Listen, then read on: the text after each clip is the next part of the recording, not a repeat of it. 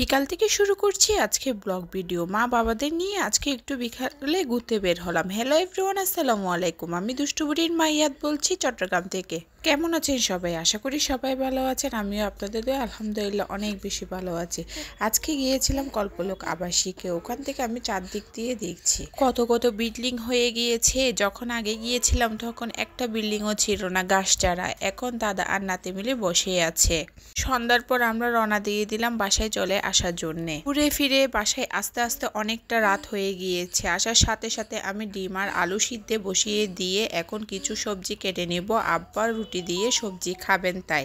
শীতকালে ফুলকপি আর বাঁধাকপির সবজি খেতে আমার বরাবরই অনেক বেশি ভালো লাগে। এখন আমি করে নিব ডিম কারি, তাই এখানে দিয়ে দিয়েছি মরিচ গুঁড়া, হলুদের গুঁড়া, পেঁয়াজ কুচি এবং রসুনের বাটা। এখন দিয়ে আমি সবকিছু নাড়াচাড়া করে প্রত্যেকটা ডিম একে দিয়ে দিলাম। আমি দিয়ে দিলাম আলুগুলো আমি একটু ম্যাশ করে দিচ্ছি, কেন জানি না আমার এভাবে ম্যাশ করে দিয়ে খেতে খুব বেশি ভালো লাগে। সবগুলো নাড়াচাড়া করে কষিয়ে এখন পানি দিয়ে দিব।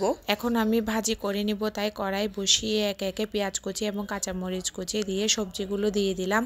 আজকের ভিডিও এই পর্যন্ত। যদি আমার ভিডিওর কোনো অংশে ভালো লেগে থাকে প্লিজ একটি লাইক দিবেন। ইউটিউব চ্যানেলে গিয়ে সাবস্ক্রাইব করে আসবেন। আপনাদের একটি লাইক কমেন্ট আমাকে অনেক দূর এগিয়ে নিয়ে যেতে সাহায্য করে। আল্লাহ হাফেজ।